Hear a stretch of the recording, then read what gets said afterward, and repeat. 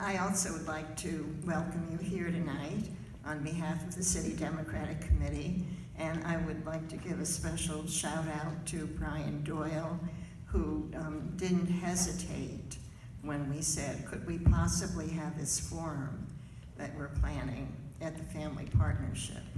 And also to John Penny of the Poughkeepsie Journal, who also didn't hesitate when we asked him to come forth and moderate this. And so I just say thank you very much, very, very much. And also to the co-sponsors of this event, the Indivisibles, The Fight Is On, Indivisible, Act 18, and Take 18. So we're all very, very interested in this assembly race. I think primarily for the reasons that Brian outlined, but also we have a primary election coming up next week, and we really need to get voters out to vote. And so I also would like to thank our candidates again, and we're very grateful that they are all here tonight except for one. Jonathan Jacobson has a conflict with a city council meeting in the city of Newburgh, and he has sent a surrogate with his opening speech. Is Sarah Hahn in the house?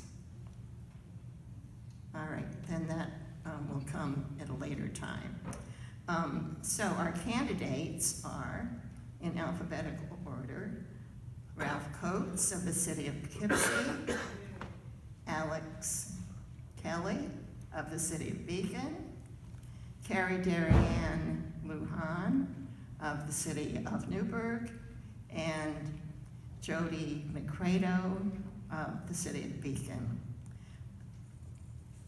With that said, I would like to remind you that we have lots of voter registration cards outside in the lobby, and if you need one, please take one, get yourself registered if you aren't. It's too late to register for the primary, but we have a general election coming up on November 6th.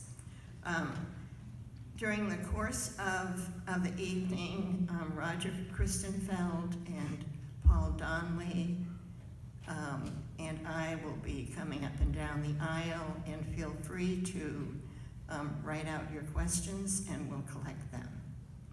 So thank you very much, and now I'm going to turn this all over to John Penny. Thanks. Thanks. Thanks for coming. I'm going to go over the ground rules briefly. Each candidate will get to make opening statements of 3 minutes and closing statements of 2 minutes. Candidates also will get 2 minutes each to answer the questions in the middle, and I'll vary the order of candidates. We will give the candidates a 1 minute and 30 seconds heads up when they're almost out of time, and then say time when they need to finish. Helping me with that is Kim Levering. If you'd like us to consider a particular question, please write that on an index card, and that will be handed up to me. So we're gonna jump right in and start with opening statements, and we're gonna take this in alphabetical order, and in closing statements, we'll reverse that order, and in the middle, I'll just mix it up a little bit. So we're gonna start with candidate Coates. Good evening, everyone. I want to thank Brian Doyle and Family Services for hosting us this evening, John Penny, our moderator, to the City of Poughkeepsie Democratic Committee, to all of the co-sponsors as well. Thank you for putting together this very important forum this evening. Just to start off a little bit about myself, I have a degree in organizational management I obtained from Nyack College. I will be receiving my master's degree in public administration this coming spring from Marist College. I've also had the privilege and honor of serving for 1 term on the City of Poughkeepsie Common Council. I served 2 terms on the Poughkeepsie City School District Board of Education, 5 years as the board president. I currently serve on the Dutchess County BOCES board as a trustee. I've had the honor and privileges in serving on the state level. I've served as past secretary of the New York State Association of Small City School Districts, as well as other educational national organizations. One of the things I'm most proud of is my work over the past 17 years. Previously, I served as the program coordinator for the Marist College Upward Bound program, which is a federally funded college preparatory program that services students in the Poughkeepsie City School District as well as the Newburgh and Large City School District. Currently, in terms of my professional career, I serve as the program director for the Liberty Partnerships program located at SUNY Orange in Newburgh, New York. So that's just a little bit about in terms of my background and some of the work that I've done in the community. I can tell you there are a number of issues pressing our communities. It can be communities as big as Newburgh, towns as small as Lloyd and Marlborough. I can tell you we need to improve in terms of the voting opportunities for our communities. We should be expanding and not making it harder for those to vote in our community. We look at criminal justice reform. We have way too many nonviolent offenders behind bars and not being able to have access and given the opportunity to post bail. And also, if we look at women's rights, which right now we know is totally under assault, if we look in terms of the national level with Supreme Court nominees and other things that will be coming down the pike.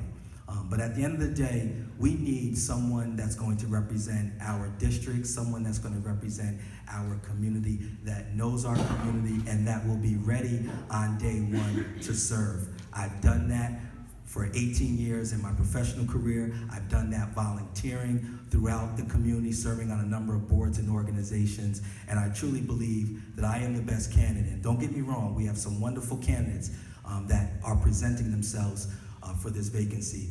But the bar is very high. The bar is very high. Solomon Scartados did a lot for every community. He treated every community the same way, and I will do that as your next assemblyman. Thank you.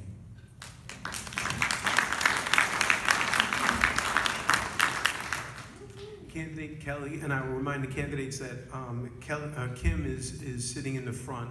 If you're looking for a little cue about when you're about out of time, I should have given you that little bit more specific direction there. So Candidate Kelly, your opening remarks.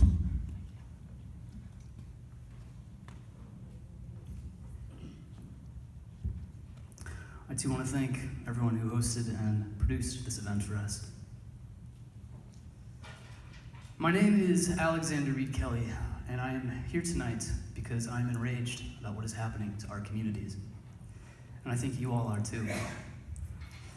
The truth is, if we don't inject some real blood and creativity into our politics, things are going to get a lot worse. Let me ask you a few questions. Our rivers and our bodies are full of poison. Do we accept that? No. When we get sick, some of us have to go into debt to get medical care in order to enrich prescription drug companies and insurance companies. Do we accept that? No. Our immigrant neighbors go to sleep every night terrified, and some of them actually are torn from their families. Do we accept that? 85 miles south of here in New York City, and I'm sure it's true here in our district, women of color are 12 times more likely to die during childbirth than white women of lower economic class. Do we accept that?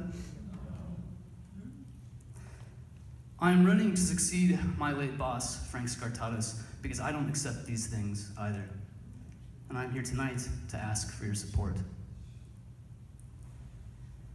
I don't want to contribute to the lie that everything is going to be okay if we just elect nice people and put our heads down and get back to work, because it's not.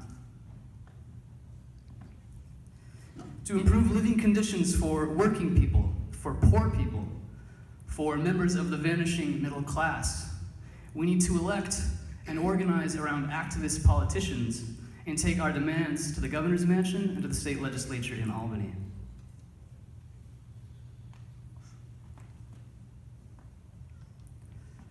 We are not demanding too much. We are demanding what we need to live. We are demanding that the wealthy and the powerful of our society part with just a little bit of their wealth and power so that the rest of us may live.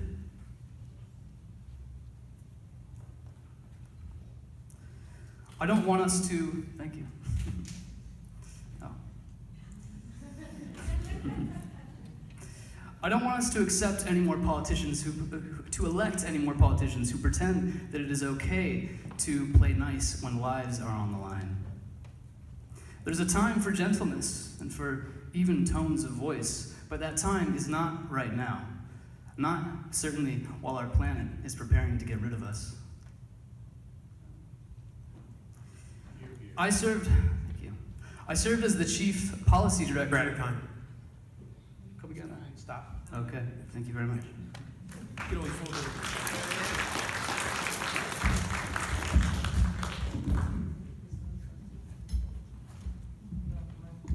Candidate Luján.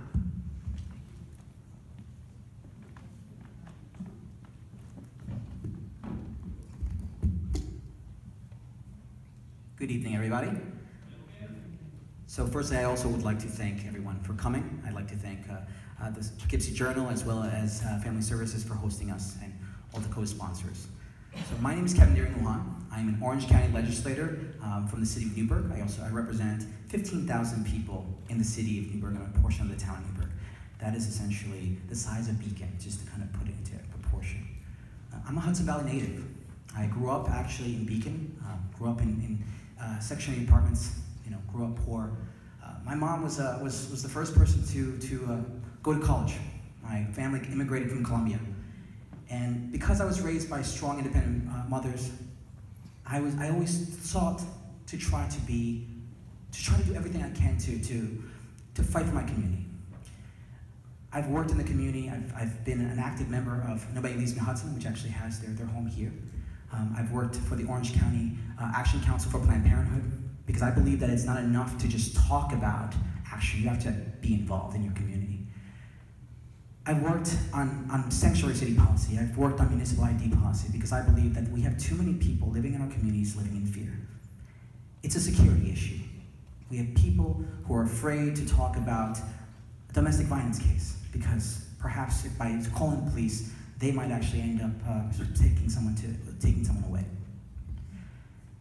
I was elected last year as an Orange County legislator. We swept in 1 4-way primary, and we inspired voters that had never come out to vote before. And we did it because we were talking about the issues that, not my issues, but the issues that thousands of people that we had talked to cared about. People who were concerned about the fact that they didn't know how they were going to pay their mortgage, how they were going to afford their mortgage and childcare, how they were going to be able to pay for health care, how they were going to pay for their kids' tuition, the kinds of things that all of us here worry about and are concerned about. It's because I've been an active voice in the Orange County legislator that I was nominated to run for Assembly. I was nominated by the Orange County Democratic Committee, which represents about 45% of the district. I was nominated by Marlboro, Frank Scarta, our late Assemblyman's friends, his closest confidants, who said, we want someone who's going to be exactly like Frank, someone who's going to make themselves accessible. And that's exactly what I want to do.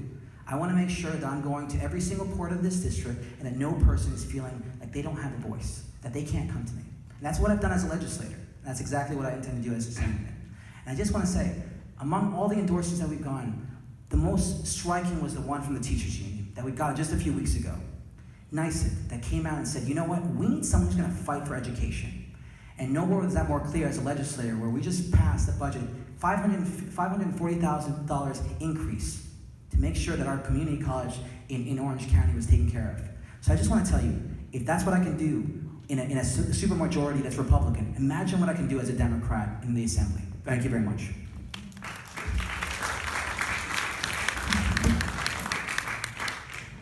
Candidate McCredo.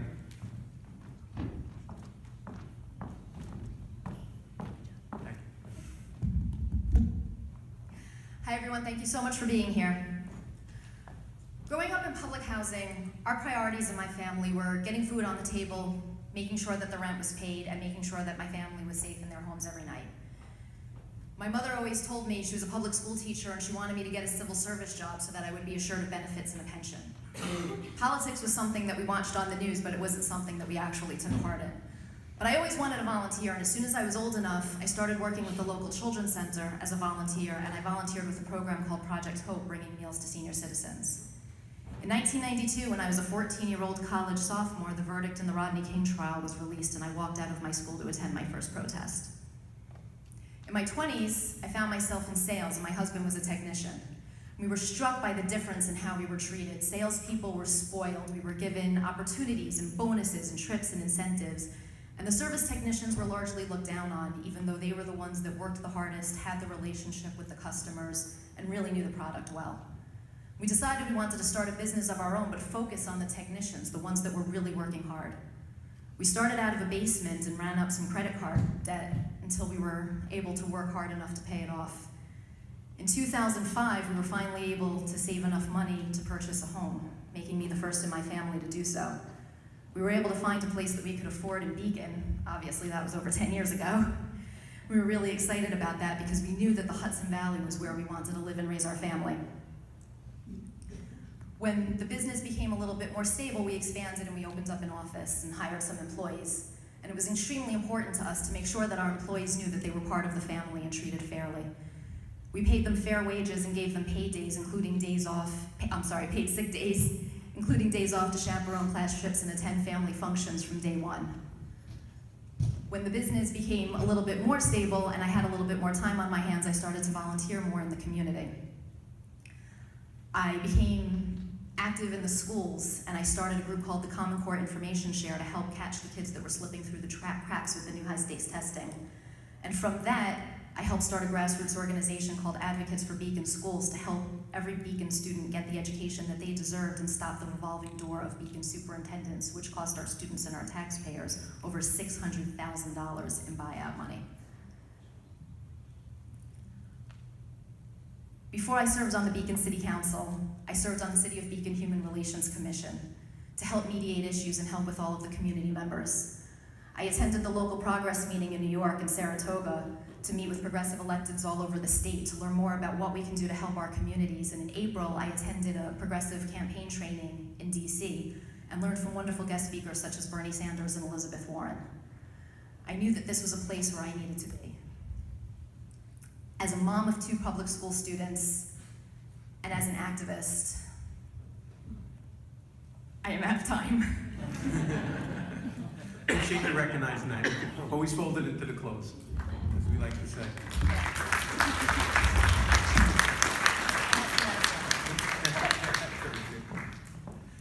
Well, we have, we promised to get to a lot of issues. We have some great questions.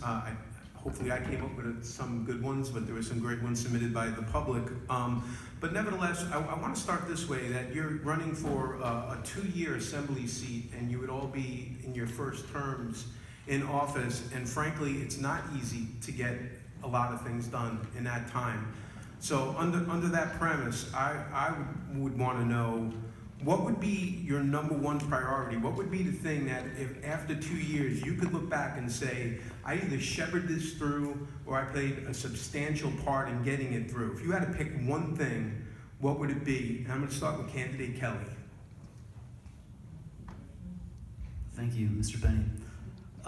What I would like to do, the changes that we need to make may not happen overnight.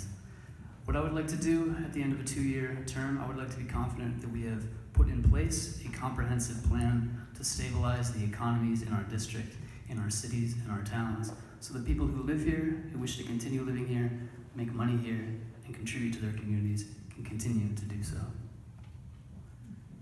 Candidate Luján. As an Orange County legislator, I sit on the Education Economic Development Committee. It was my first choice then, and it's exactly what I would do as an assemblyman. I recognize that this is a community that is struggling, and it's struggling because of lack of opportunities. It's struggling because there are not enough livable jobs. It's struggling because there's a lack of transportation. So what I would work on is making sure that that our public schools are getting the funds that they need, particularly in cities like the city of Newburgh and the city of Poughkeepsie, but all our towns. And I would also make sure that we're focusing on things like tourism, particularly things along our river. The one thing that unites all of us is that we have this beautiful, gorgeous river. We need to make sure that we're investing in a sustainable way, but at the same time that we're boasting, that we're excited about those kinds of things, and that we're united on it. I think that there's a great opportunity in terms of heritage tourism. I think there's a lot of influence, a lot of things that we could be doing to boost our attention across New York State. And just in Dutchess County, we're seeing a 15% increase in tourism. And that's a lot of jobs. That's a lot of people who are going to be making livable wage jobs. I don't think that that's enough, but I think that that's something that's going to definitely make an impact. And so I believe that we need to make sure that across the district, that we're making sure that our communities are being represented. I want to make sure that we have the jobs that are really going to get people out of poverty. And that's not going to be one solution. It comes from affordable housing to economic development to education. But I think that we can do it as long as we're focusing on the community and making sure that addressing poverty is our focal point. So that's what I intend to work on. Thank you. Candidate McCredo. As a longtime public school advocate, I've long felt that education is the great equalizer in our country. I fought and protested for years to get our schools the foundation aid that they are owed from New York State. I believe that we need to completely change the way schools are funded. It should not be based on property tax. It should not give an unfair advantage to children who are born in higher income areas. Every child deserves the right to a great education. It doesn't matter what their parents do or what zip code they were born in. We need to make sure that every single school not only has the proper funding, but has the right funding for their specific needs in their district. If they don't have a PTSO that's ready to get involved and raise money, we need to help them with some extra funding so that they also have access to class trips and great extra programs and wonderful apparatus in their, sorry, I was looking for a word there, in their playgrounds. We need to make sure that these schools have social workers, especially in the younger grades, so that they're able to solve the issues before they become a bigger problem in the high school where you want to just put in the SROs and arrest them all. We need to make sure that there are vocational training in every single school, because not every child is going to go to college. There are a million different careers that kids can have, and they need to be open to all of them, and they need to have the opportunities to explore them all. We need to make sure that children are lifted up, that they have mentorship programs and internship programs, and that they know that they can do it and that they can be a success. They need to see what's possible in front of them, and they need to have the opportunity and the resources available to them to make it happen. We need to get into those schools, we need to solve it, and I believe that in 2 years we can do it. Candidate Coates. Thank you. I would just have to piggyback on that in terms of our education system and really making sure that we're providing a sound, supportive services for our young people. They're our next generation. I had the opportunity to testify as a part of the Maestro School District lawsuit against the state of New York personally, to tell the state that they are not funding our schools appropriately. We have cities throughout our entire state, more specifically in terms of Beacon, Poughkeepsie, and Newburgh, that have not received their fair share of funding. When we look at how schools are funded, Chappaqua should not have the same, should not be getting the same percentage of funding as our inner cities. Our tax bases are smaller here in our inner cities, and the way the government funds school districts right now is having a negative impact on our inner cities. Our young people in our inner cities require more attention. They require more services. They require more professional services. They require some of the more psychologists, social workers. We have to make sure that we're putting more dollars into our early grade schools, our elementary schools, our early learning centers. That's where it begins. If our students are not on grade level in terms of reading by the 3rd grade, we will see the trend go through middle school and high school, and students will not be successful. I do this every day for a living. I'm a program director for a dropout prevention program, and that's what we work on, really supporting our young people, and we have to be creative in the ways we do that. Thank you. Thank you. This is a passing of the baton question. We all know that this seat is vacant through the untimely death of Frank Scatatos. I want each candidate to just take a second and reflect on what you think was the most important part of his work, and knowing of his work, how would you continue his legacy? And I'm going to start with candidate Luján. Thank you. When I was in Milton, I remember speaking to people who truly knew him, people who had lived next to him, who worked with him, and they said the greatest feature about Frank was that he made himself accessible. It wasn't that he was a glitzy person. It wasn't that he had legislation that rang throughout Albany. No. It was that he made himself accessible. It was that he was a person that no event was too big or too small. I've always believed that accessibility is really important because it's the one thing that you can actually promise to your constituents. It's the one thing that you can promise your neighbors, that I will be present, that you will find me when you call me. That's why, as a legislator, I always pushed to make sure to get my personal cell phone number because I felt that in a district as small as mine, people should be able to reach me. That's why when people would reach out to me on my email or my website, that they would get me on the other side. When I look at what Frank was, the person that he was a person that believed that every part of this district deserved the attention that they needed. And I think about that legacy. I think about making sure that I'm going across the entire district and being representative of all those voices that need to be heard. And that's exactly what I've done going across this district, making sure that I'm talking to people in Highland, in Milton, in Marlborough, in Lloyd, in the city of Poughkeepsie, in Beacon, in the city of Newburgh and the town of Newburgh. Because every one of those voices, the challenges are not all the same, but there are challenges, and they deserve to be heard. And again, I think that was the wonderful thing about Frank, is that he made sure that those voices felt like they were being heard. And when I talked to the town supervisor of Marlborough, he talked about that exact thing. We need someone who is going to have that touch. So that's what I feel is his greatest attribute. He made himself feel like he was part of this community. Thank you. Candidate McCredo. I actually have to agree with that. I think that was a very striking thing about Frank, and it was the first thing that came to my mind when I heard the question as well. He made himself extremely accessible and available to everybody. He truly did listen to everybody's issues, and that's something that is extremely important to me as well. I also have my cell phone number up on the City of Beacon website, and I welcome phone calls and emails and communication from constituents constantly. I think it's extremely important to have an open door policy and to have those conversations and to truly follow up on it and to make sure that you really understand what's going on. I know that it was very important to me to canvass in all of the areas of the Assembly District during this campaign, both for petitions and for knocking on doors and just getting my name out there and speaking with people. I had events in all three counties in this Assembly District, trying to meet as many people throughout the district as possible, because it's from listening to people that you understand. This is a large district, and we can't possibly know everything. We can't possibly be everywhere at once and be aware of all of the issues that are happening. So it's extremely important that we're able to listen and we're able to understand the concerns. And that's why Frank knew that Marlborough needed a new community center, and he was able to work on securing funding for that, which is a baton that I would like to pick up and make sure that actually gets done. He knew that the residents of Newburgh were concerned about their water, and he made sure that the state was focused on that. He knew that the city of Beacon was trying to rebuild a historic bridge, and so he found a grant for us that helped us rebuild our bridge. He knew that the citizens of Marlborough were struggling to pay their school taxes after the shutdown of Dinergy, and so he got a grant to help them pay their school taxes. And that's what it's really about. It's about listening to the issues and finding the solutions and really following up and truly being there for your constituents, being a part of the community and being a part of the solution. And that's what I aim to do as his predecessor. Candidate Coates.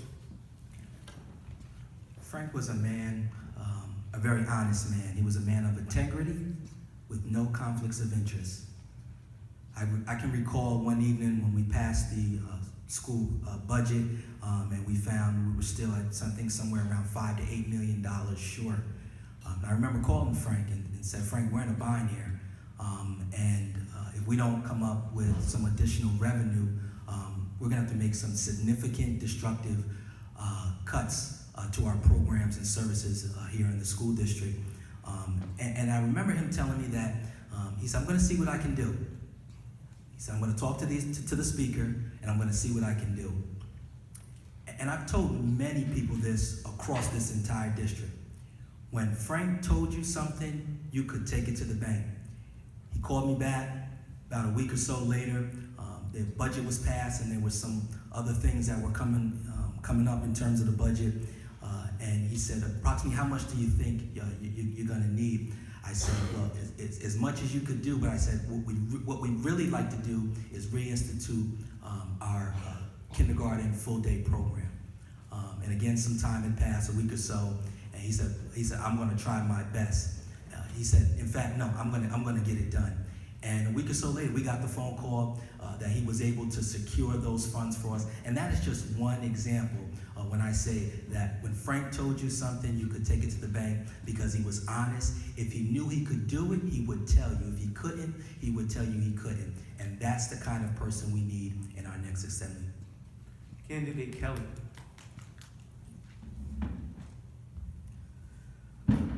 I had the privilege of working closely with Assemblymember Skartatos for a little more than a year. I was his Director of Policy Development. Many of you will confirm what I'm about to say. What Assemblymember Skartatos cared most about was education. You all knew him, many of you knew him well. This didn't just get expressed in the legislation that he created, and the comprehensive piece of legislation aimed at making all sorts of reforms to support and restore public education, which we worked on together. It was also expressed in his commitment to the understanding of his constituents. It was expressed clearly this January, when we held a forum intended to address all the opioid deaths that were happening and to understand the drivers and the causes, to inform our communities so that we would have a chance in the future at building the support that we needed for the policies that we knew we needed to pass in the legislature and locally in order to save lives. Thank you. This next question involves the ethical scandals that have been going on in Albany. Ethical scandals have plagued Albany for decades. While there have been a lot of successful prosecutions, what specifically can be done to prevent or curb these scandals in the first place? And I'm going to start with candidate McCredo. I think a very important factor in curbing corruption and scandals is transparency. One of the first things that I did as a member of the Beacon City Council was I introduced a resolution to improve transparency in government. We were in a situation where we needed to hire a new police chief, and we had discussions about who we wanted to hire, and we had made up our mind, but unfortunately, due to employment law, those discussions needed to happen in executive session. After we had those discussions, we knew that we were going to vote, but when constituents asked me what was going on, I was unable to answer them because I couldn't share executive session information. This created an air of us having something to hide. Community members were upset about it. It definitely was not a good foot for the police chief to get started off at. And it's how rumors get started, and it's how scandals end up happening. I introduced a resolution so that if we were to promote or appoint a key member in the city of Beacon, that we were to come out of executive session, put it on the public record, and allow the community to know about it so that council members could answer questions and community members could give input for at least a week before this happened. And after a couple of months of talking with the lawyers about the language, this resolution passed and it is now a law in Beacon. I think it is extremely important for government to be as transparent as possible. I think the people need to have access, you need to know what's going on, and you need to be able to see when something is wrong so that it can get solved. I also think it's extremely important for people to work across the aisle and talk to each other.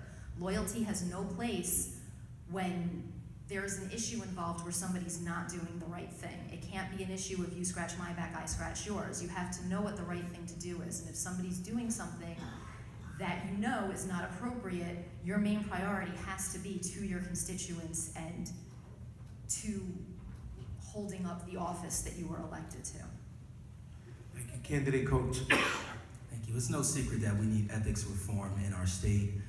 In fact, if we vote and make sure that we get Karen Smythe and James Skoufis elected, just two outstanding candidates for the state senate, there will be ethics reform. We have to ensure integrity in our government. We have to identify conflict of interest. We need to make sure there are more reporting to make sure that there's no conflicting issues when it comes to a number of the issues that take place across our state. And we have to get out of this idea of three men in a room doing business. Because in fact, there's a lot of bright women as well. There should not be three individuals in a room making the decisions for our entire state. We have some bright legislators on both sides of the House in terms of our legislature, in terms of our Senate, our Assembly and Senate. and we need more people involved in that process. So I would definitely be advocating for ethics reform and ensuring that those who are the few in the room making all the decisions, don't have that ability moving forward. Candidate Kelly. There is an axe that we can take to this problem, and that is by requiring that all elections be publicly funded. If we eliminate that chief conflict of interest, then we take care of a whole host of other problems. Don't misunderstand me.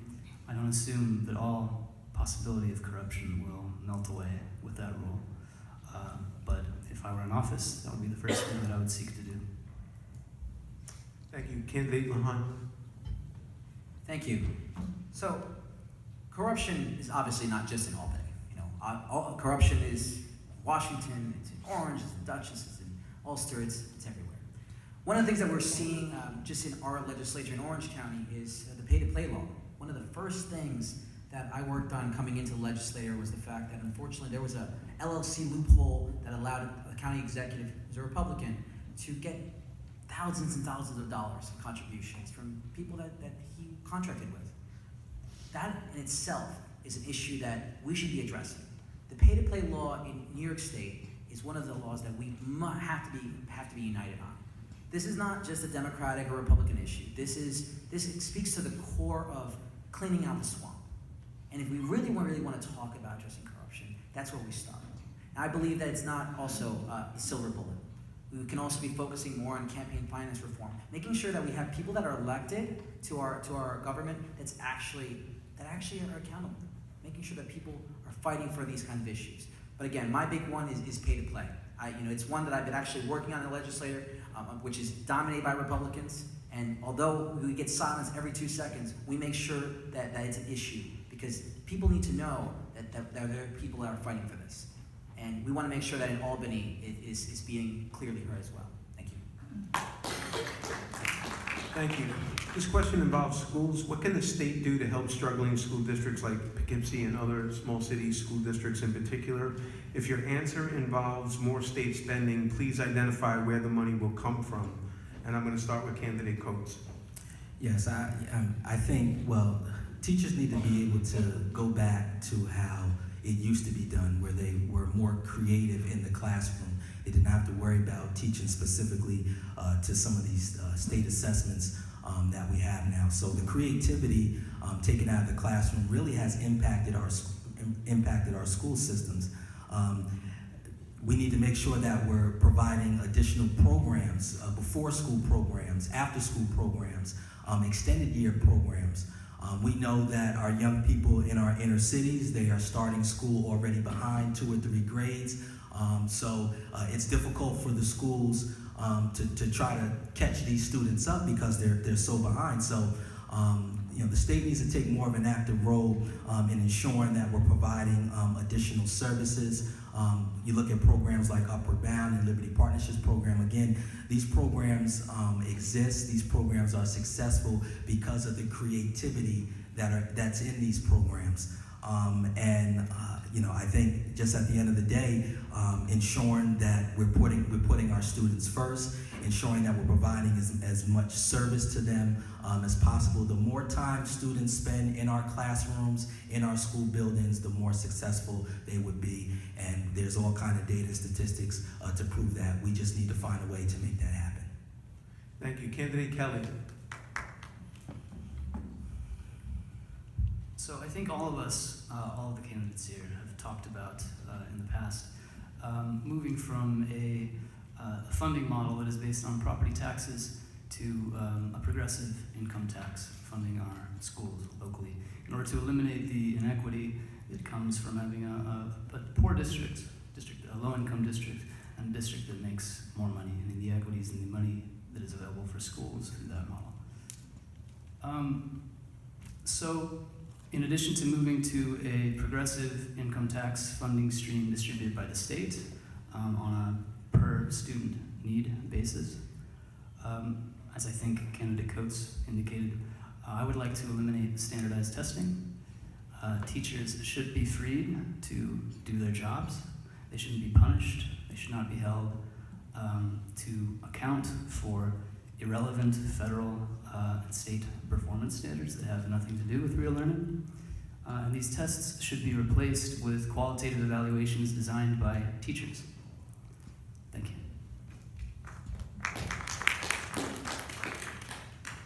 Thank you, Candidate McCredo.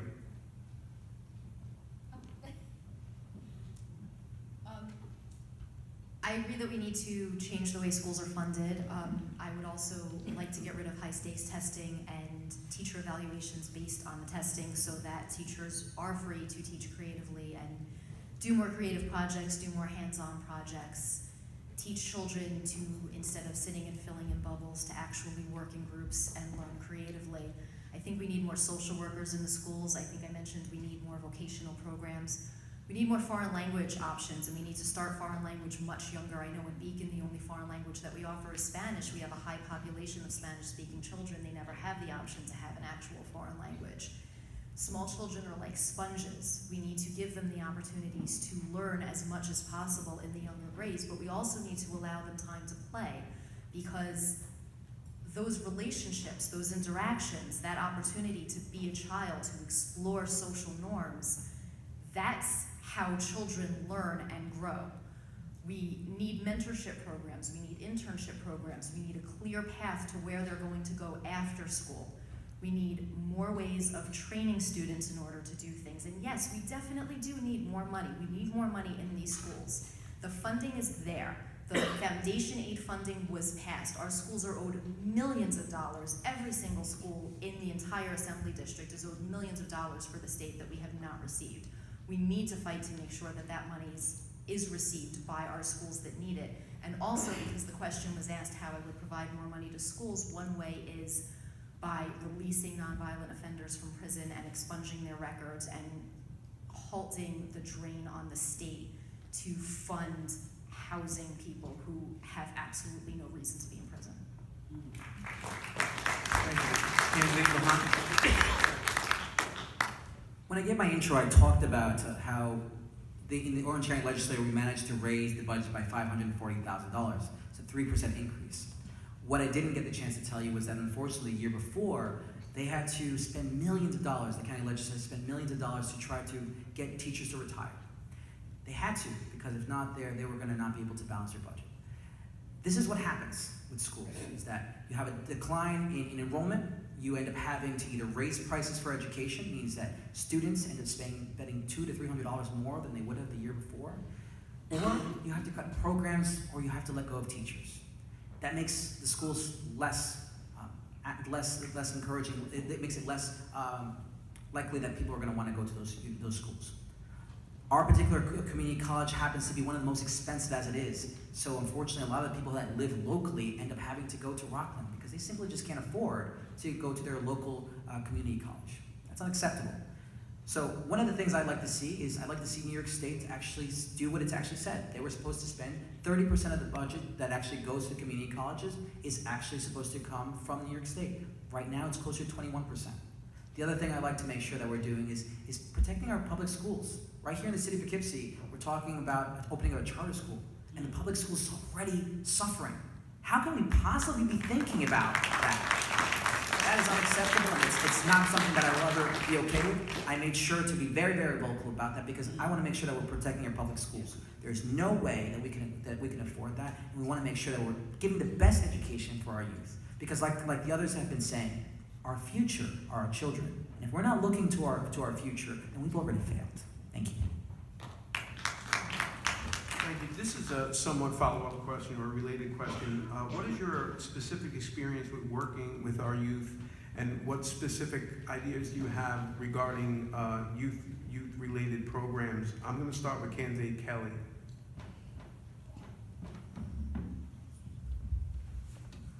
I worked for nearly a decade as a journalist.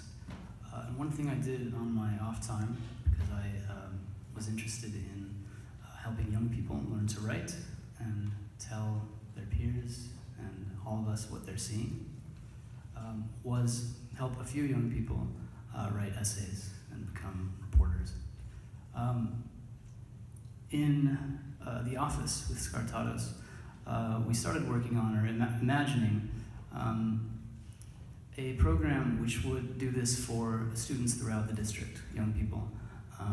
They could become journalists, they could become creative writers, but the intent was to help young people develop the skills they needed to express themselves before they entered the world of adulthood, in the hope that we would get some of that unique and valuable perspective that children have articulated clearly and out loud, and for all of us to hear and have to respond to and deal with, especially given that they are inheriting the world that decades or generations of policies is creating. Thank you. Candidate Luján. Thank you. So I've been involved with youth for most of my life. I grew up in the Hudson Valley. Like I said, I grew up between living in Beacon and also living in the city of Newburgh most of my life. So as a young teenager, I actually always wanted to get involved. My first job was when I was about 14 years old, working at a record store that still existed, by the way, DMU Music. And I used to teach after school for our younger students, teach them how to read. As I grew, I realized that this was something I still enjoyed doing. There was a point in my life where I was actually studying and working in China. And I actually taught English to young individuals as well, because I wanted to make sure that they were able to go to school. And there were a lot of these young individuals who wanted to go and actually want to study in the US. So I work with youth there. I've worked very actively in the last couple of years, more than anything though. Actually, my team that actually helped me get elected last year were the Orange County Young Democrats. It was a group that actually had not existed up until a year and a half before. And it was because of their energy, because of their desire to want to change things up in a very conservative county that really didn't seem to want to move in any direction. And it was because of them, because of the fact that we went and spoke to thousands of people door to door that we were able to win last year. In a year that all Democrats lost. I'm one of only 5 Democrats that actually exist in the Orange County legislature. So if you think you guys have it bad in Dutchess and Ulster, imagine. So since then, I've actually gone not only in Orange County, but to Dutchess and Ulster to speak to young people about getting involved in running for office. Because I believe that blue wave shouldn't just be oranges, it should be the entire state of New York. So I go and I speak to young people about getting involved in politics. I talk to on numerous panels. Actually spoken at Patterns for Progress just a couple of weeks back, because again, I want to make sure that our young people are coming out and actually running. One of the great things that we're seeing in the last year and a half is we're seeing more people of color, we're seeing more young people, and we're seeing more women running. And I want to make sure that we're pushing that. But more importantly, I also want to make sure that there's strong voices that are from the community. Thank you. Time. Thank you. Candidate McCredo. I've pretty much always worked with children. I babysat as soon as I was old enough. When I was 12 years old, I wasn't old enough to get working papers yet, but I still wanted a job, so I volunteered at the local community center working with the children there. My mom was an elementary school teacher, and when my school had a half day that hers didn't have, or for whatever other reason there was nobody to pick me up, I would go to work with her. And as I got older, I would read to her students and help her teach, and I really enjoyed doing that a lot. And when I graduated college, I actually taught for a while in a public school myself. I stayed very involved with children. I always have a ton of them at my house.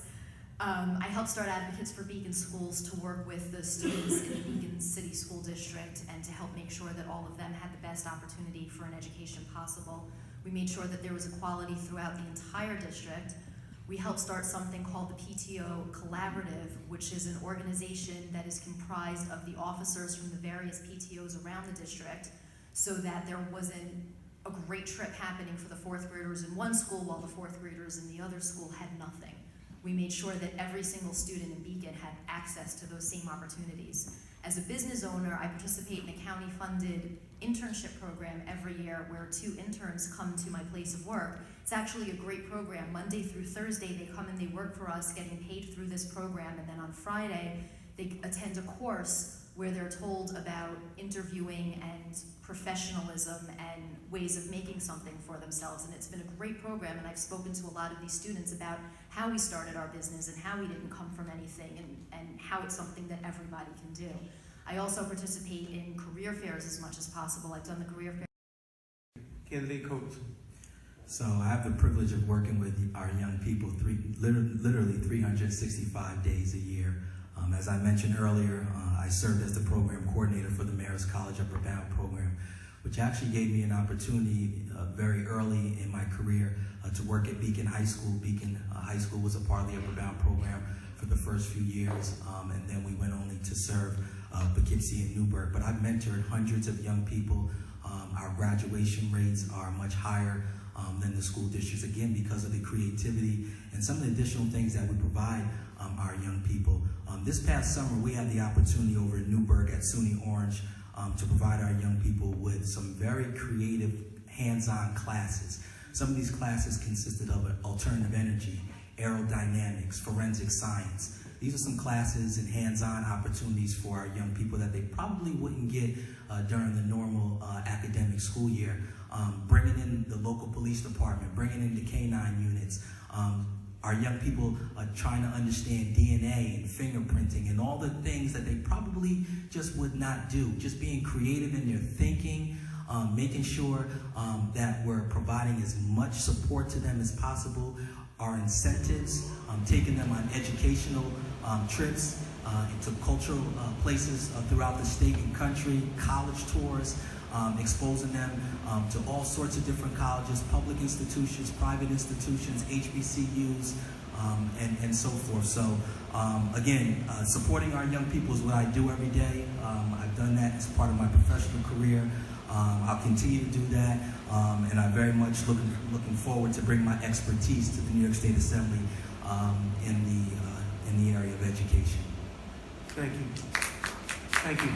This next question involves the minimum wage. The state has increased the minimum wage over time. Usually when it does it over a series of years. The last time it did it, it actually added a regional calculation into it. I'm hoping to get from each of you, do you think that the state has gone far enough? And if not, how far would you go? And what I'm looking for is, how high do you think the minimum wage should be? Do you have a floor and a ceiling? And do you have a time frame under which you think that should be done?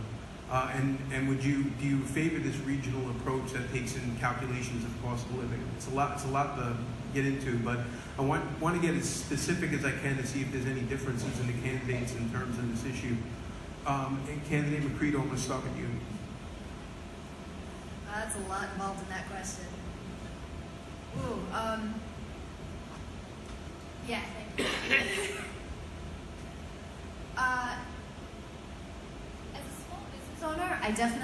As a small business owner, I definitely feel that everybody has the right to a living wage. We've always given our employees far more than the mandated minimum wage, and I think that it is far too low, and that everybody has the right to make a fair living.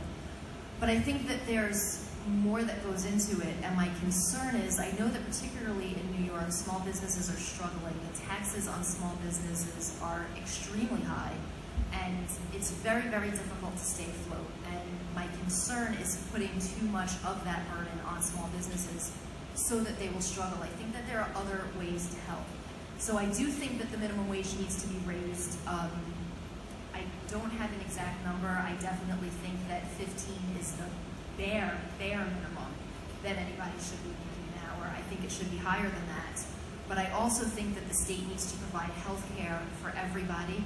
I don't think that we need to be worried about paying for our health care. I know people that have lost their homes paying medical bills and paying the premiums and paying the deductibles, and I think that would make a huge impact for both individuals and small businesses that are trying to make that leap, that are trying to afford that. I think that an earned income tax credit would be a great thing. That's something that Warren Buffett has spoken about, and I obviously don't have enough time to go into that.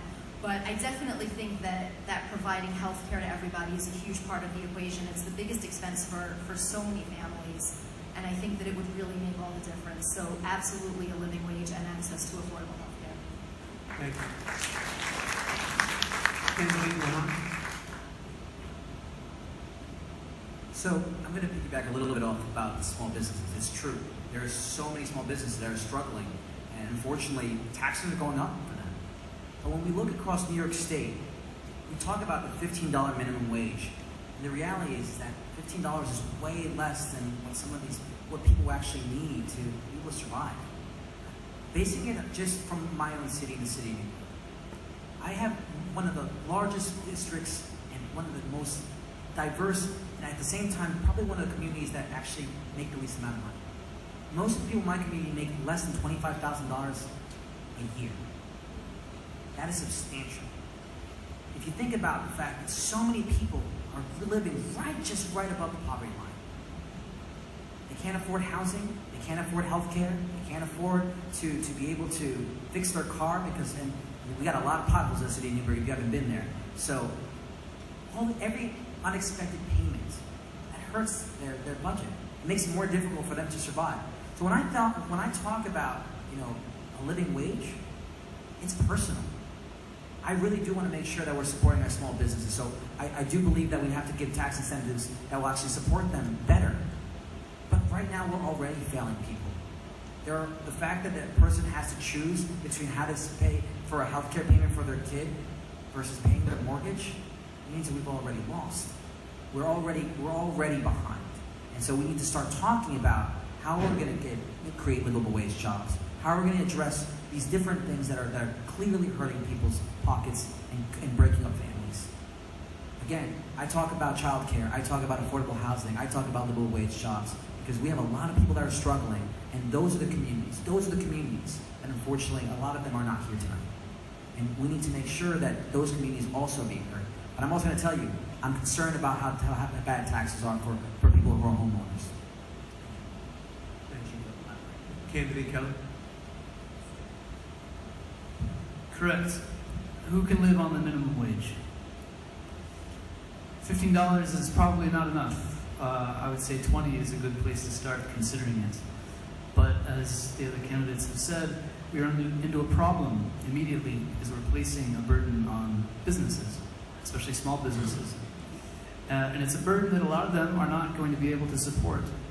So I think that it is incumbent upon the state, if we care about human rights, if we recognize that money is necessary to live and to live comfortably, that the state should partner with local economic directors in cities and counties and towns and find a way to ensure that everyone has the money that they need to live. And that means money coming from the state. Thank you. Candidate Coates? Yes, we have a regional approach for everything in New York State. It's just not minimum wage. We know that New York City, we know that Buffalo, Yonkers, the Big Five, we know that there are regional decisions that are made throughout our state. We need to talk about ways in working together, not just because you're from the Bronx and you're serving the same population as District 104, but have more pulling clout where minimum wage is higher and you're getting more things in your area of the state. I think the floor at $15, which is in some areas throughout our state, that would be my bottom number. I think my top ceiling would be around at least $17 an hour. We have to figure a way to alleviate the tax burden for some of our businesses. We have the top earners in the state and the country not paying their fair share. And that has to be looked at. That has to be looked at on the state and national level. We need to make sure that we have more of a living wage for our residents, for the people in our communities, and also that we're able to create more jobs. So if small businesses in our community are getting that tax relief, they will hire more people, and those they are hiring, it won't be a burden on them hiring additional people and paying a higher wage, because the top earners in this state are paying their fair share. Thank you. Thank you. The next question involves health care. I'm curious if the candidates believe the state should stay the cost of the health exchange and essentially fight the Trump administration over money and other issues, or should it go in a different direction, such as perhaps the New York Health Act, which would provide comprehensive universal health coverage for every New Yorker? And if you support that, how would you pay for it? And I'm going to start with candidate Luján. So yes, I've talked about this very, very often, because I believe that, again, when we talk about our communities, they're struggling. They're unfortunately can't support themselves with the high rents of housing, with the fact that they can't afford childcare, they can't afford healthcare. I believe we need to make sure that healthcare is a human right. I believe that we need to make sure that we're reducing costs as much as possible. So I support a single-payer plan. I believe that if we have a government that's going to be attacking healthcare and that doesn't understand that it's a human right, then we need to make sure that New York State, that we're setting the example. So I firmly stand behind single-payer. And look, we have millionaires and billionaires that are getting tax cuts. If you can't tell me that we can't get healthcare for New Yorkers, then we've really have lost it. So I stand by that. We need to make sure that our big corporations are being held accountable, and that we're making sure that our people are getting the health care that they need. Thank you. Candidate McCredo. One of my best friends, who was actually the best man at our wedding, didn't have health insurance. And he was overweight and he was a smoker. And he had bronchitis, but he didn't go to the doctor because he didn't know how he would pay for it. He finally went to the hospital when he was so sick that he was spitting up blood. And when they found out at the hospital that he didn't have insurance, they gave him something to help him sleep, and they sent him home. So he went home and he took the medicine that they gave him, and he never woke up. This is an extremely personal issue to me. I have not always had health insurance. My children have not always had health insurance. I've held my son in my arms when he was burning with fever, not knowing if I should take him to the doctor because I couldn't afford it. This is something that every single human being needs to have. There are ways to fund it, cutting out the insurance companies because they're taking a cut for really no reason other than pushing paper around. That will save us a lot of money. Taking nonviolent offenders out of prison, that will save us a lot of money. Imprisoning things for ridiculous things such as marijuana, which harms nobody other than pharmaceutical companies, that will save us a lot of money. And we need to put those savings into making sure that every single human being has the opportunity to get the treatment they need when they need it, because it is unconscionable that we haven't done it yet. Thank you. Candidate Coates. It really is unconscionable that some still believe that health insurance is a privilege and not a right. We are the richest country on the face of this earth, and we need to ensure that all of our residents, all of our seniors, all of our young, everybody is covered. I fully support single-payer health insurance. I think we need to make sure that throughout the state that everyone is getting covered, that essential coverage. And again, if we look at big corporations, if we look at our top earners, and everyone says, well, how are we going to pay for it? There's ways we can pay for it. We find ways to do everything else. But we need to make sure for our seniors that they're not making a decision whether to buy medicine or maybe to eat that evening.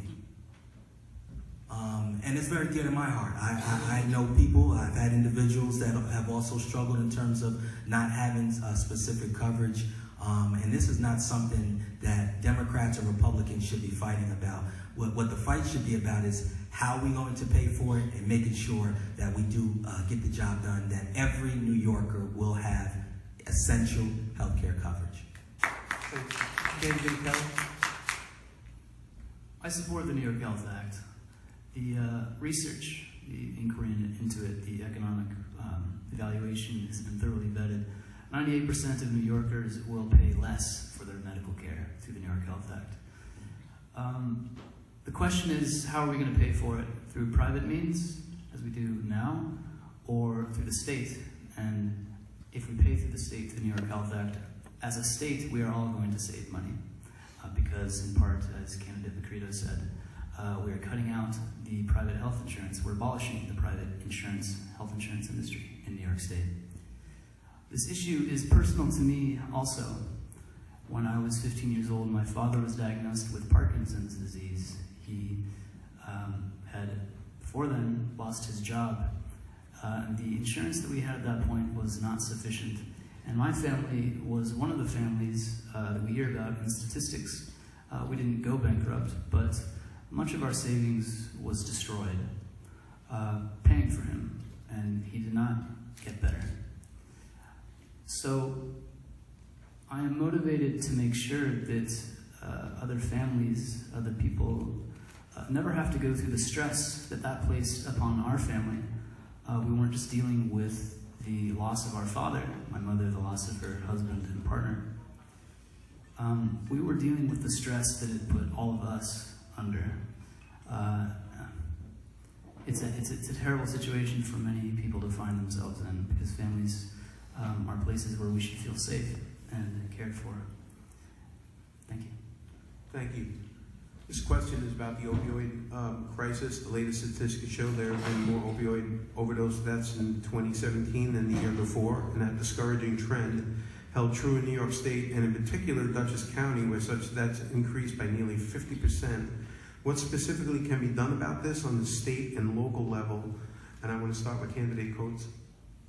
Well, I've always said that we have to be in a preventive mode in action in terms of a lot of these issues and not reacting. A lot of times we find ourselves reacting to the issues and not making sure that we're providing people with support before it gets to this type of level.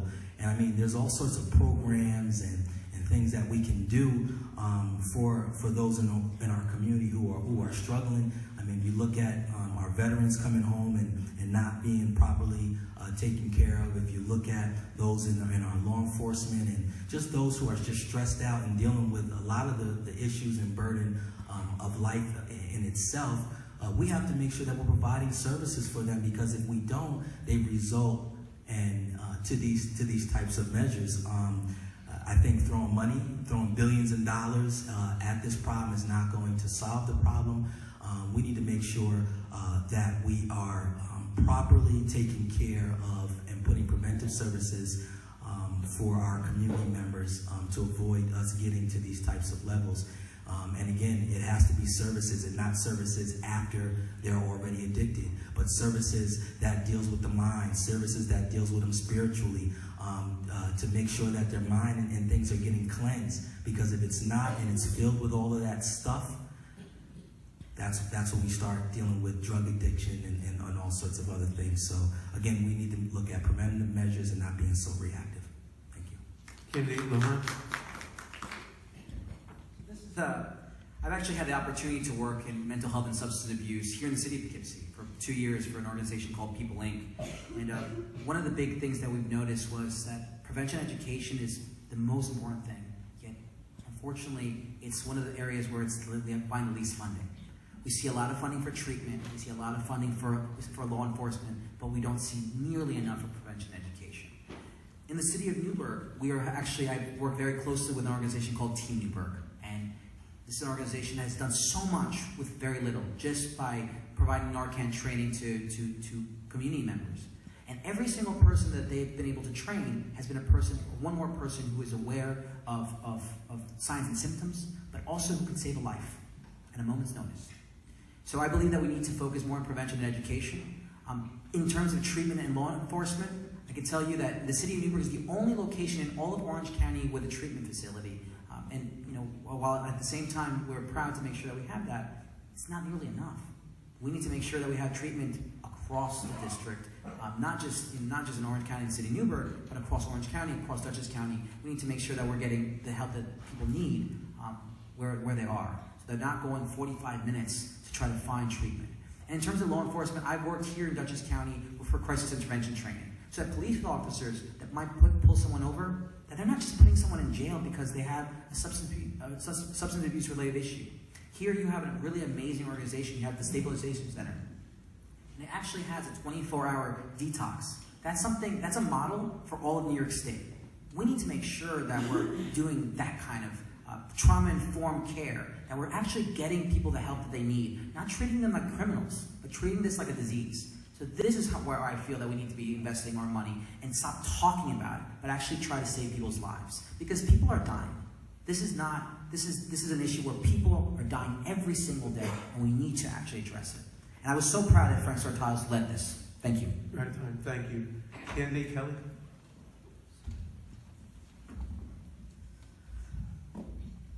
When it comes to this problem, drug use and addiction, what drives it, I am interested first in listening to the people who study it, scientists. The majority of people who are dying from opioids, from opioid use, are not dying strictly of an overdose.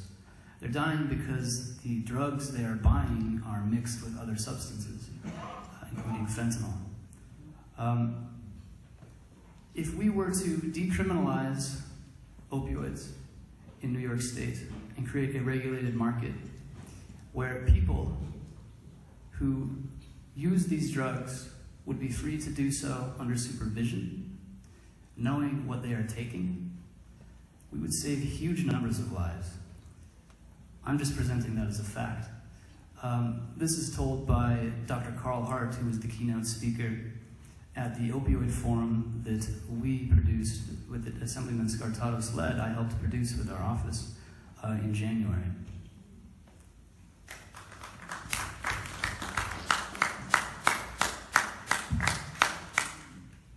Okay, sorry. Candidate McCredo? I agree with a lot of what's been said. I think preventative education is extremely important. I also agree that decriminalizing opioids would go a long way into solving the problem. Not solving the problem, making opioids safer and protecting people. There are also a multitude of illnesses that are currently treated by opioids that can be treated with marijuana. Marijuana is safer and it is not addictive. And I think that we should be utilizing that more. I think that it should be legalized recreationally. And I think that the money that we save by legalizing it and not persecuting people for it, and also the money that we make by taxing it, should go into helping treat people who have addiction and who have been struggling with addiction. Addiction is not a crime. It is a disease, and it is not a disease that you recover from. It's a disease that you go into remission from. And it is something that we need to continue to help people with. We need to continue to support the people that are struggling with this addiction.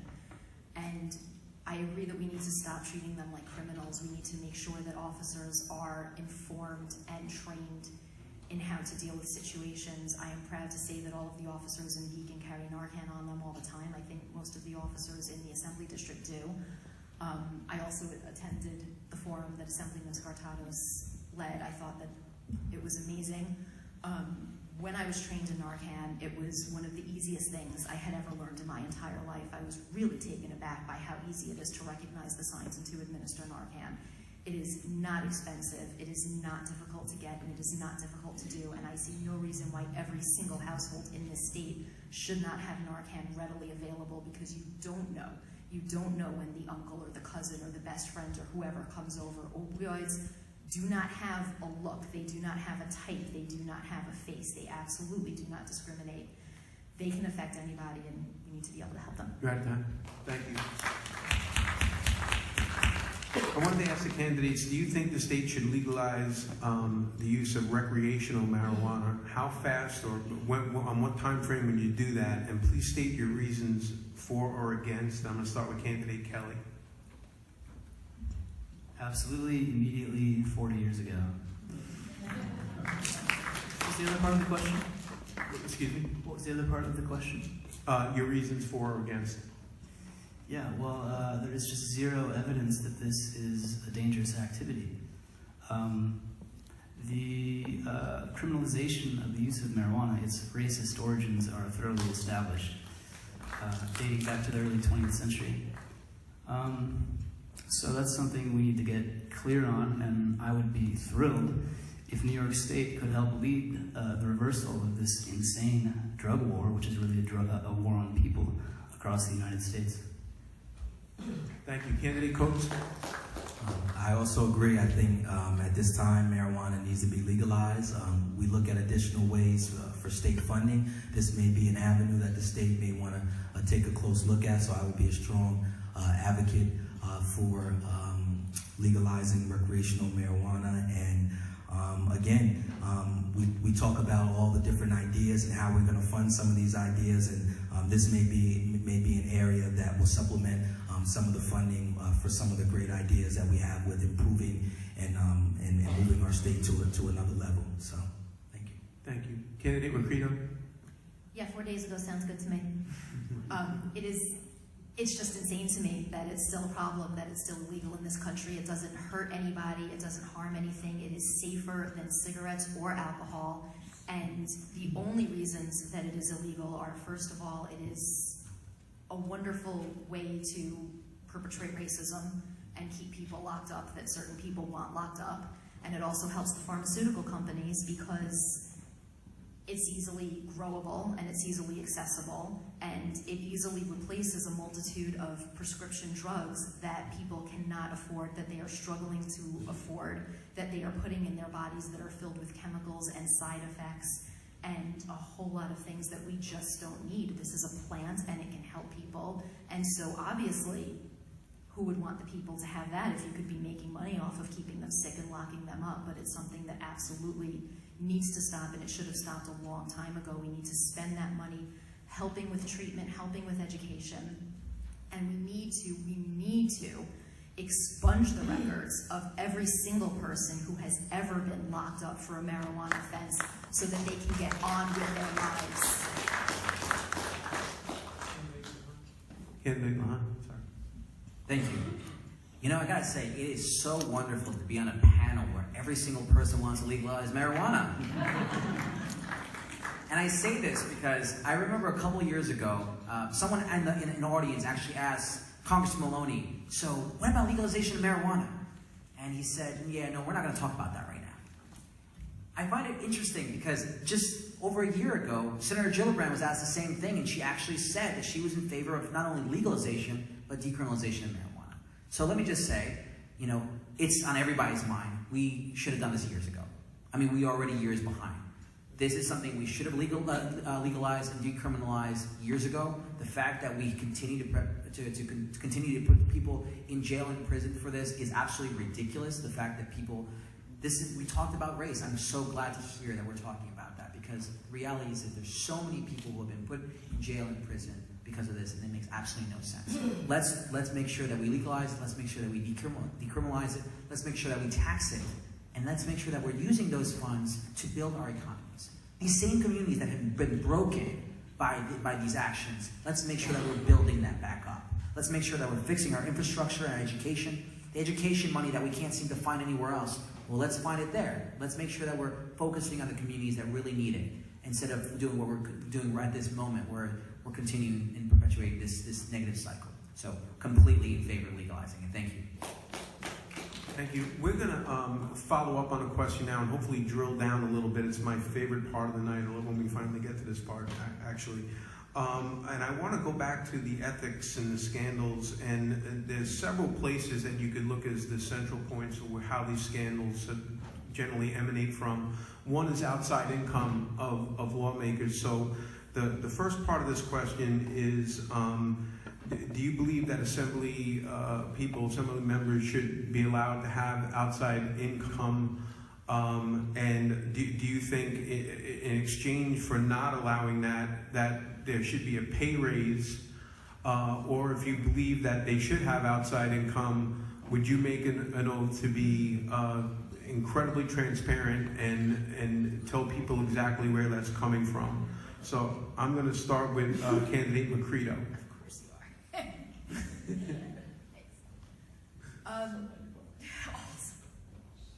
I think I've been pretty even about. No, you have. Okay, good. It's just always, the tough one. Anyway. Yes, I don't know if I would say that, and this is something that I really haven't thought much about, but I don't know if I would say that assembly members shouldn't be able to make income outside. I think there are a lot of things that people do that they make money at when they're speaking and doing other things. So to say that they can't have any outside income whatsoever, and to say that that would then increase their salary, which would be an increased tax burden, I don't know if I would go that route. I would absolutely 100% without question, unequivocally, say that there has to be absolute transparency to where their additional income is coming from, where they're getting it from, if it has any connection with the state, if it has any connection with any organization that they're making decisions about in the state, if there's any possible way to influence any decisions that they're making based on the income that they're receiving. There absolutely has to be that transparency. Constituents have to be able to ask questions, to know what's going on, to know where that money is coming from and why it is. And we all had to fill out information for the Legislative Ethics Commission in order to run for this position in the first place, giving all of the information about where our money was coming from and how we were getting it. I think that needs to continue. I think it needs to be publicly available, just like donations need to be publicly available, and everybody should have access. And since you all do have access, I think everybody should make use of that access to be aware of where money is coming from and how it might answer questions about how certain people pass the legislation that they pass. I think that an informed electorate makes a better country for all of us.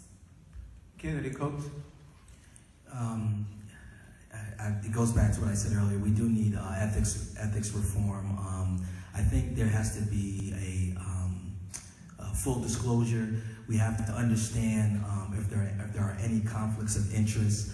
I think at this particular time to make a blank statement to say no, there shouldn't be any extra income coming from the assembly members would probably need a little bit more research. But there needs to be a total look at the work that you're doing outside of your position as an assembly person. We know the assembly pretty much operates January through June, so there's opportunities, even though there's things that happen and go on within the district, but those individuals find other opportunities for employment, take care of family, and other things as well. But I think you really have to determine the conflict of interest. I think there needs to be a system set up that clearly identifies that. If there is a conflict of interest, it's been identified, and there needs to be some system in place to say, no, you cannot keep this or maintain this job or employment or this business or maintain your relations with this corporation because there is a conflict. So those things need to be identified. I think we need to look a little bit more deeper into whether or not an assembly person should work outside their responsibilities as serving the district. But in the meantime, I think, again, the conflict of interest and full disclosure, those things need to have to be clearly spelled out. Thank you. Candidate Kelly?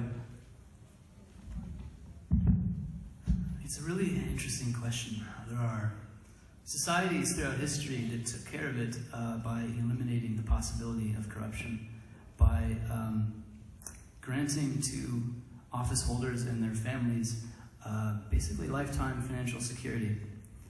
I don't think we're close to doing that in New York State or in the United States, but we have an enormous problem, a revolving door in legislatures and executive offices throughout the country and in Washington, and curtailing the outsized influence of lobbying by people whose interests lie with corporations narrowly rather than the public and the corporations which exist to provide services.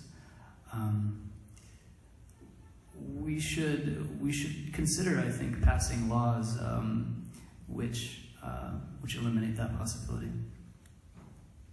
Thank you. Candidate Luján?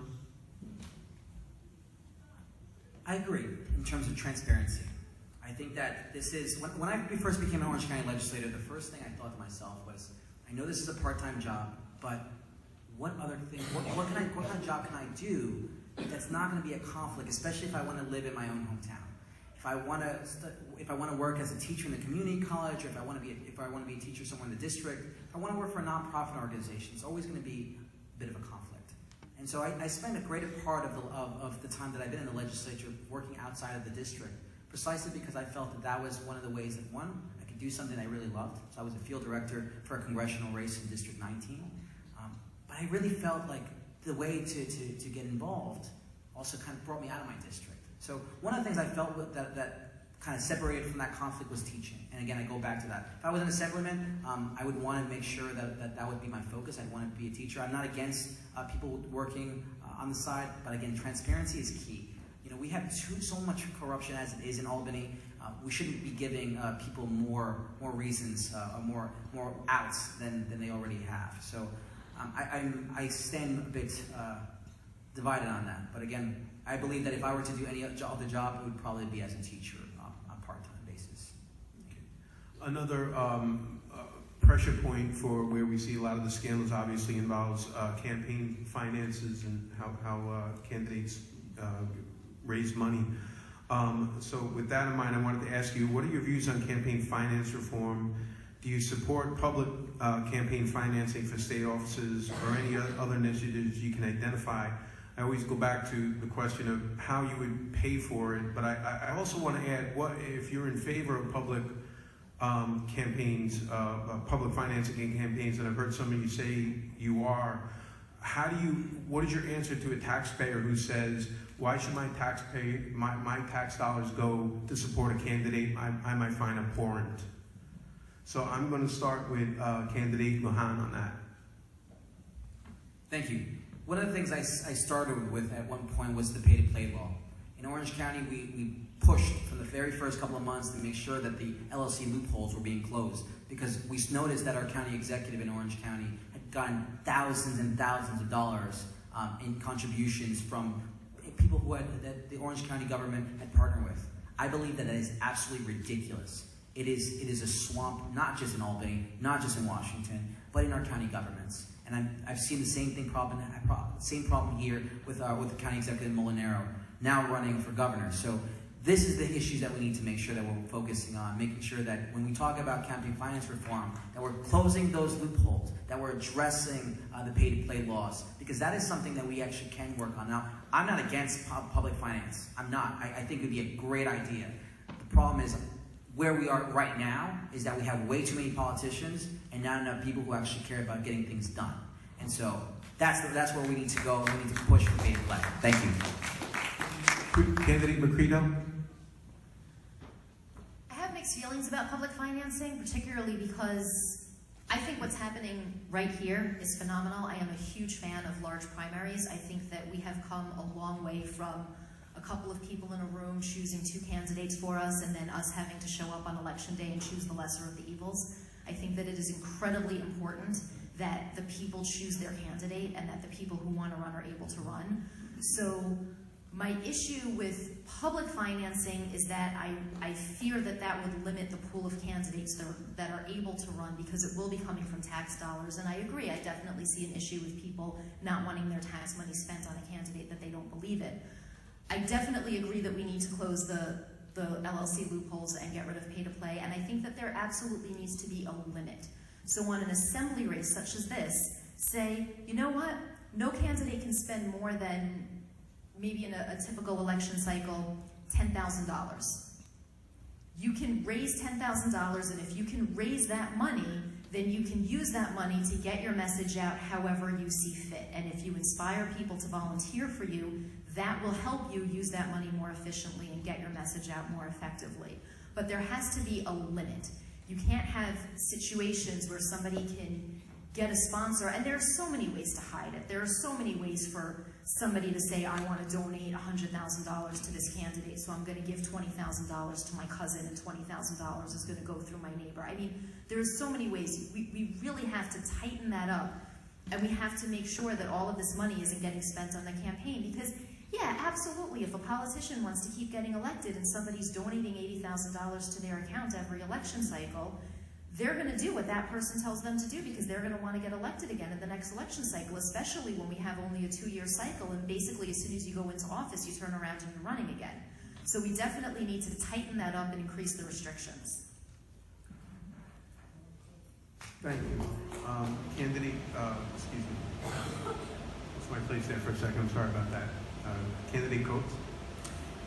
Lobbyists and corporations have too much to say in our elected officials, and they do that through the power of the purse. I would use myself as an example, specifically with my campaign. I took my 2 campaign fundraisers in the heart of our communities. The people came out. They brought food. They came out, talked with me, donated money. I donated money to my campaign personally. I think that's what it should be about. When we talk about campaign finance reform, corporations and lobbyists should not have say in terms of how an assembly person or senator votes. And we see that happening now because they have not reformed campaign finance. So I would be a strong advocate, small donations like my campaign is a way that the state needs to start taking a look at when they're looking at the reform. Way too much outside influence. The influence should come from those of you sitting in this seat and those that are out in the community. Those are the ones that should be supporting our campaigns like they've supported mine, and I will continue to support that on the state level. Thank you. Candidate Kelly? What I would say is to the taxpayer who may be upset that their tax dollars were supporting the candidacy, a candidate that they disliked, disagreed with, is that you should support their campaign financially for the same reason that someone across the aisle should support your candidate. Because in a democracy, we progress, when we do progress, through an exchange of ideas. And to have that exchange, it needs to be funded. Our elections need to be funded. And again, limiting our funding to public sources would eliminate the possibility of corruption, the corruption of a candidate bending towards the will of special interests. So I think that that's a fairly compelling case to anyone. And that's what I would say to the taxpayer. Thank you. We're running out of time, so I'm gonna try to get greedy and get a couple of questions, shoehorn a couple of questions into one. And I hate it, just as an aside, I hate at the end of these things when someone comes up and says, you never asked a question about the environment, or fill in the blank. So we're gonna ask a question about the environment. I wanted to ask, what do you think are some of the best ways to protect the Hudson River? And I want to fold into that, all our communities hold riverfront properties. What ideas do you have to both unify our cities and towns and create more economic growth? And I'm going to start with candidate Coates. Well, I fully support 100% renewable energy. I'm a strong supporter of the New York Climate and Community Protection Act. I think, in terms of how we are handling climate in our state, I think we've done a little bit better than other states. I think we still have a long way to go. We know we have the issues with the water taking place in Newburgh, but I think, we have to make it a priority. And I think at times, our elected officials, those in our community have the short-term thinking, and we're only thinking about what's going on right now. But really, we're thinking long-term, that the long-term plan should be renewable energy in terms of climate. It should be making sure that we're preparing our young people for the next generation. So again, long-term thinking, long-term planning, supporting some of the legislation that has already been proposed that's sitting over in the Senate. New York is making strides with climate throughout our state, but there's still some work that needs to be done. Thank you. Candidate Kelly. John, the fan kicked on when you asked your question. Would you please repeat it? Sure. The question was really folding in a number of environmental concerns, focusing on the Hudson River. What do you think are some of the best ways to protect the Hudson River? And the added part I put to that, which was a question from the audience. All our communities hold riverfront property. What ideas do you have to both unify our cities and towns and create more economic growth? Well, if you have a wrecked environment, then you have a poor foundation for economic growth. Our watersheds in the Hudson Valley are already compromised, as the people of the city of Newburgh know very well. We have PCBs at the bottom of the Hudson River, that were put there by the activities of General Electric. And we have decided that they're going to stay there. We're told that it's a physical impossibility to dredge the depths without kicking up all that matter and making the problem worse. I'm not sure that's the case. This is an engineering problem. And given that we're dealing with the health of the people who live in this region, it's one that we can't afford to throw our hands up and say, we don't have any good ideas right now, so therefore we're not going to have any in the future. We need to invest public funds into fully restoring and securing our watersheds. Again, because without a secure and healthy watershed, we have nothing, as we all hear I've heard over the past couple of years, water is life. Thank you. Candidate McCredo. We need to hold the Department of Justice accountable for the damage that they've done to our beautiful river. And we need to work with the Army Corps of Engineers toward finding solid, equitable solutions. I went to the meeting that the Army Corps of Engineers had in Poughkeepsie recently about what they were looking to do with the Hudson River, and I was very disappointed in the options that they laid forth.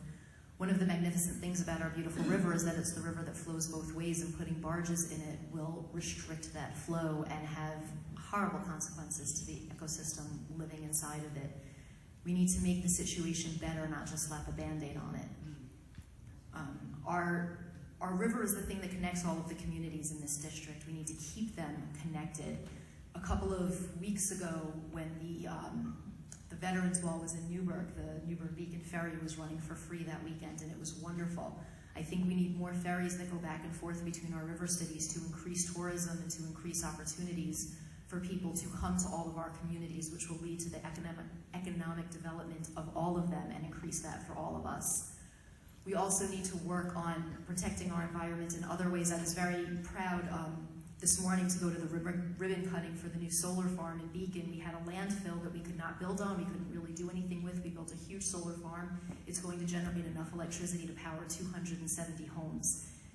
We need to find more creative solutions to help with the community. We need to get rid of plastic bags and straws and things that serve no purpose, and we need to support businesses like Lollyware in Beacon that's making edible straws and ways of combating these things. We need to provide grants to corporations, to small businesses who are finding creative solutions to help solve this problem for all of us. And we need to do it yesterday. Thank you. Candidate Luján. Last year when I got elected, I remember seeing Frank come out and talk about the water issue in the city of New York. For all those of you who are not familiar, unfortunately our water is contaminated with PFAS. And we had thousands, I'm talking a population of 30,000 people that were living in fear, not knowing what the results meant to them. And it was wonderful to see that the Assemblyman Skartaros came out and talked with so much passion about this issue. And I was standing right next to him on that day, because I believe, again, that water is a human right. Clean air and clean water is a human right. And so, as a legislator, I've worked on the Green Committee, working on trying to make sure that Orange County is aware that all economic development that's along our watershed that they're contaminating is a problem. We've been talking a lot about creating a good neighbor law, which essentially, unfortunately, our watershed in the city of Newburgh is surrounded by the town of Newburgh and New Windsor, meaning they can do whatever they want with our watershed. They can do whatever they want with our waters. And so that's a problem. And it's not just our community. It's communities across New York State, environmental justice communities that are suffering because they're being taken advantage of and no one's paying attention. So I want to make sure that is something that I'm going to be working on. On the Green Committee, I've also actually worked on anti-plastic bag initiative, because I believe that that's one of the biggest issues that we're facing, not just in New York State, but globally. It talks about economic development. I was just today at an opening that Frank Skartaros was one of the people who actually gave funding for at Washington headquarters. I believe that we need to make sure that we're really truly cherishing our environment, our history. As a person who grew up here in the Hudson Valley, I'm truly proud to be a product of this community. And I believe that we all should be as well. We have, my slogan is bridging our communities. And it's because I believe that the solutions and the way forward is together. So anything that we're focused on in terms of economic development and tourism has to be hand in hand. Stop. Thank you. Thank you. We're going to go to closing, but before that, I just want to do one housekeeping measure. I wanted to know if Sarah Hahn is here. We thought she might be making some remarks on behalf of Jonathan Jacobson, but I guess that didn't happen, and we're sorry about that. So we're going to go to closing statements. I don't want to put pressure on the candidates, but by my time, if you all stay within 2 minutes, we're going to finish exactly at 9 o'clock. So we're going to start with candidate McCredo.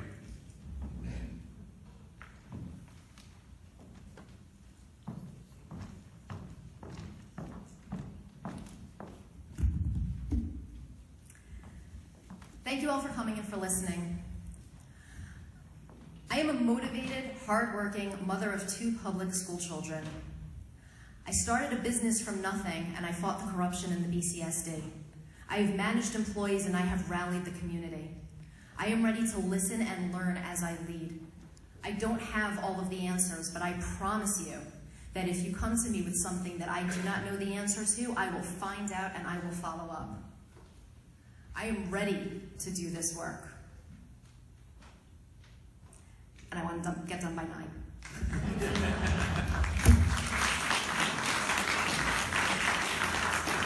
Candidate Luján.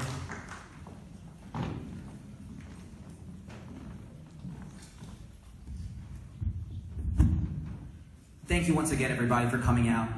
You know, this has been a really wonderful opportunity to be able to talk to all of you about what we want to try to accomplish in this district. And as a person who grew up in the Hudson Valley, you know, I've seen this community grow. I've seen what it was before. I've seen the struggles that we've gone through, the things that we've overcome, and those that we haven't. And I feel that that's what makes me so well positioned to be able to work on the challenges forward. The things that people here in this room and those who are not here, those struggles. It's not enough to say the great things. We're all Democrats. We're all going to agree. You have to know your community on day one. You need to be from your community. You need to be able to ask the tough questions and listen. That's the difference when you come from the community that you seek to represent. And that's why I'm before you. I grew up here.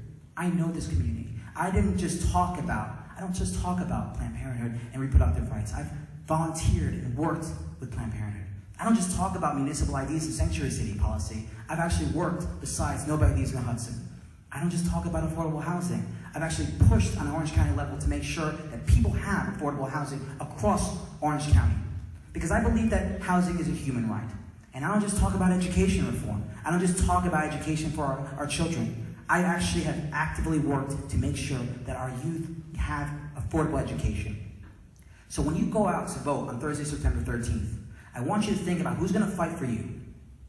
Who's going to actively fight for you? Because it's not enough to say the right slogans. You got to be able to inspire new voters. You got to bring out the voters that haven't come out before. That's what we did last year. Because we had a group of 24 to 25-year-olds who said, we are tired of the same old, same old. We need people who inspire us again. And that's what we're seeing across the country. We need to be inspired again. And it starts with all of you.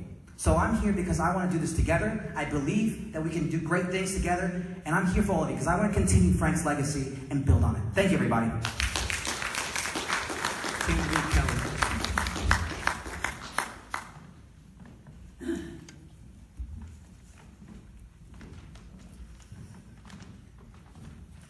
Thank you, everyone, for spending the evening with us.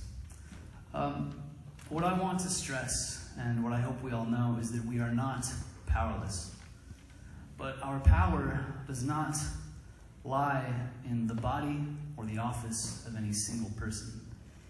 It lies in the body of all of us together.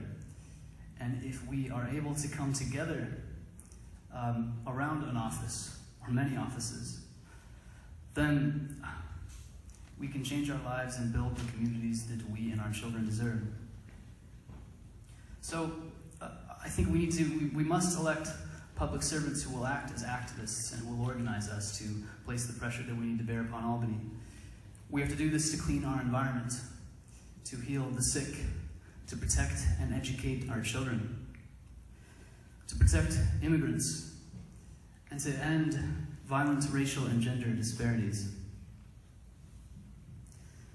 As Assemblymember Skartatos' Director of Policy Development, I created legislation and lobbied in Albany. What is important is that the person moving into this office have ideas and a demonstrated commitment to understanding this community and serving its welfare. If you nominate me on Thursday, September 13th, I will be an experienced activist public servant for you in our streets, in our governments, and in Albany. Thank you. Candidate Coates. Good evening again, and I just want to thank everyone for taking part in the forum this evening. I want to thank my beautiful wife for being here because I do have to go home this evening, and she's been supporting me in all of my endeavors. You may have heard in other elections that the choice is clear. Well, the choice might not be clear because we have some very articulated, educated folks up here who would be a great assembly of representatives for our district. I've done the work. I've been in the heart of our communities. I understand our communities. I understand the will and the hard work and dedication and commitment that it's going to take to move our district to another level. Frank did some wonderful things in our district, and we were still climbing, but there's still a lot of things that we have to do. I can tell you all the different things that I stand for, but I stand for making sure that I'm representing each and every single person in this district. It doesn't matter if you live in Lloyd, Marlboro, Newburgh, Beacon, or Poughkeepsie. It's about each and every single one of you and representing your interests in Albany. I want to be your voice in Albany. I want to be your representative in Albany. I have the experience. I have the credentials. It's not going to be me learning on the job day one. We're going to do this together. We are going to work together. We are going to fight together, and we are going to ensure that this district, District 104, will continue to thrive and continue to be represented at high levels. Thank you very much, and I look forward to your support. And I do want to add that I am the endorsed candidate from the Dutchess County Democratic Committee, and I look forward to your support on September 13th. Thank you. Thank you very much. First, I want to thank you all for coming, and second, if we could just have a round of applause for the candidates, please. We truly appreciate you running and giving people choices. So, good night, everyone. Thank you.